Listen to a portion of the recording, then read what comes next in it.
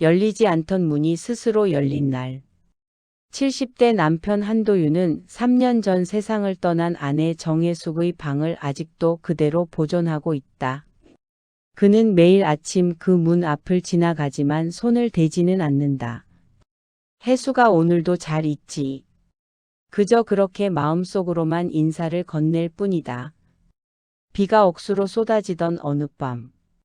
도윤은 부엌에서 늙은 몸을 끌고 구수한 대추차를 마시던 중이었다.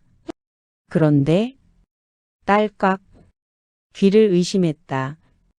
오래전부터 잠겨있던 아내의 방 문이 마치 누군가 안에서 건드린 것처럼 천천히 열렸다. 도윤은 지팡이를 짚고 서서히 다가간다. 방 안은 어두웠고 공기는 차가웠다. 그리고 침대 위에는 분명 그가 버렸다고 생각했던 파란 손수건이 펼쳐져 있었다. 그 손수건 위에는 마치 눈물 한 방울이 떨어진 자국이 있었다. 도윤의 손이 떨렸다. 누가 들어온 거야? 하지만 방 안엔 아무도 없었다. 그날 밤 도윤은 아내의 이름을 속으로 부르며 잠들지 못한다.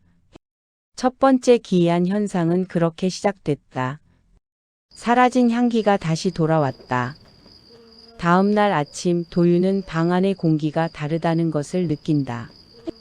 아내 혜숙이 생전 목욕하고 나오면 집안에 은은히 번지던 달맞이 꽃 비누 향기. 그 향기가 아무도 쓰지 않는 그 방에서 느껴졌다. 그는 벽지를 손으로 쓸며 혼잣말을 한다. 혜수가 정말 너냐? 문득 바닥에 가느다란 머리카락 한 올이 보인다. 짧은 머리였던 자신의 머리카락이 아니다. 생전에 아내가 기르던 반곱슬 머리카락과 똑같았다. 그날 밤 도윤은 잠들기 직전 거실에서 푹푹 걸음소리를 들었다. 무겁지 않은 발걸음. 아내가 늘 실내화 신고 걸을 때 들리던 바로 그 소리였다. 그는 방문을 열고 속삭인다. 혜수가? 그러나 거실은 텅 비어 있었다. 하지만 아내의 방 앞 러그가 살짝 뒤틀려 있었다. 누군가 밟고 지나간 것처럼. 존재하지 않았던 손편지. 셋째 날 도윤은 이상한 느낌에 사로잡혀 아내의 방 서랍을 열어본다. 그곳에는 절대 있어선 안 되는 물건이 있었다. 아내의 손편지. 분명히 그는 혜숙이 세상을 떠난 뒤 모든 편지를 정리했었다. 그런데 새하얀 종이에 익숙한 필체로 적혀 있었다. 여보 아직 못 떠났어요. 당신이 매일 부르잖아요. 방문 앞에서 내 이름을. 도윤은 편지를 쥔 채 바닥에 주저앉는다. 그는 자신의 가슴을 치며 울음을 삼킨다. 왜 그랬어 혜수가? 왜 나한테 말도 안 하고 떠났어? 그날 밤 거실의 라디오가 스스로 켜졌다. 주파수는 정확히 아내가 생전에 듣던 프로그램이었다. 흘러나오는 노래는 아내가 가장 좋아하던 70년대 발라드. 도윤은 라디오 앞에 무릎 꿇은 채 흐르는 음악과 함께 어깨를 떨며 울고 있었다. 사진 속 그녀의 표정이 바뀌었다. 다음 날 도윤은 거실을 정리하던 중 액자를 보고 멈칫한다. 사진 속 아내가 살짝 미소 짓고 있다. 원래 그 사진은 병원 퇴원 하루 전에 찍은 사진이라 표정이 너무 지쳐 있었다. 그런데 지금의 미소는 마치 지금 이 순간 도윤을 바라보는 듯한 표정이었다. 그는 사진을 들고 아내의 방으로 간다. 방 안의 향기는 전날보다 더 짙다. 창문은 닫혀 있지만 커튼이 흔들리고 있었다. 도윤은 사진을 책상 위에 내려놓으며 말한다. 그래 혜수가. 너 여기 있구나. 눈물은 흐르지만 처음으로 무섭지 않았다. 그리움이 두려움을 눌렀다. 젖은 발자국의 행방. 비가 내리던 밤. 도윤은 잠결에 화장실을 가려고 일어섰다. 그런데 복도 바닥에 물기가 촉촉하게 번져 있는 것을 본다. 심장이 순간 멎었다. 젖은 발자국 2개가 복도를 지나 아내의 방으로 이어져 있었다. 발자국은 작았다. 아내의 발 사이즈 그대로였다. 도윤은 천천히 방 앞까지 걸어간다. 그리고 귓가에 아주 가까이서 들리는 듯한 속삭임. 도윤. 그는 몸을 돌리지도 못한 채 서 있었다. 소리는 너무 익숙했고, 너무 그립고, 너무 따뜻했다. 하지만 그의 눈앞에는 아무도 없었다. 아내가 숨긴 마지막 비밀. 그날 밤 도윤은 결심한 듯 방 문을 닫지 않은 채 잠에 든다. 희미한 희망과 두려움이 뒤섞인 마음이었다. 새벽 2시. 그는 아내의 목소리를 또렷하게 들었다.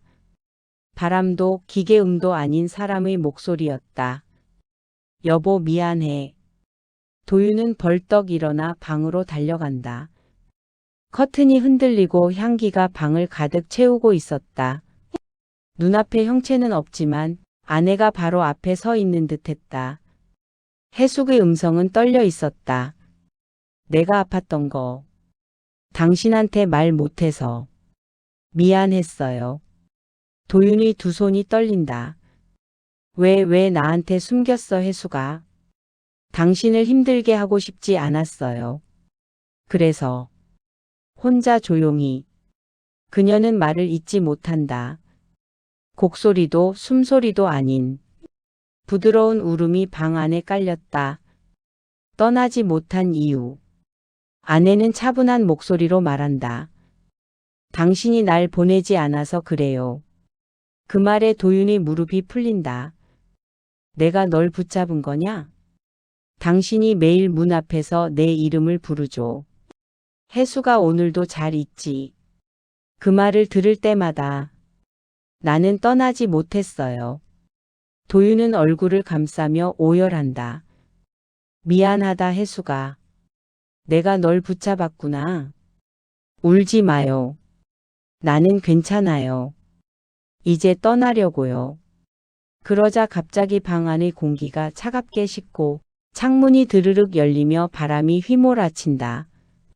커튼이 마치 누군가의 실루엣처럼 펄럭인다. 아내는 마지막으로 고마워요, 그동안. 마지막 인사와 닫힌 문. 새벽의 첫 햇빛이 방 안으로 스며들었다. 방 안의 향기는 점점 흐려지더니 사라졌다. 책상 위 사진의 미소도 다시 예전의 사진 속 표정으로 돌아가 있었다. 편지도 발자국도 모두 사라졌다. 도윤은 천천히 방 문을 닫는다. 그 문은 3년 만에 처음으로 스스로 닫히지 않고 그의 손으로 닫혔다. 그는 마지막으로 문고리를 쓰다듬으며 말한다. 해수가 이제 편히 가. 다음엔 꿈에서 보자. 문이 닫히는 순간 어디선가 아주 잔잔한 아내의 목소리가 흘러온다. 여보, 고마워요. 카메라는 조용히 닫힌 문을 비추며 시리즈가 여운 속에 끝난다. 안녕하세요. 중국 조심하세요. 구독, 좋아요, 알림 주세요.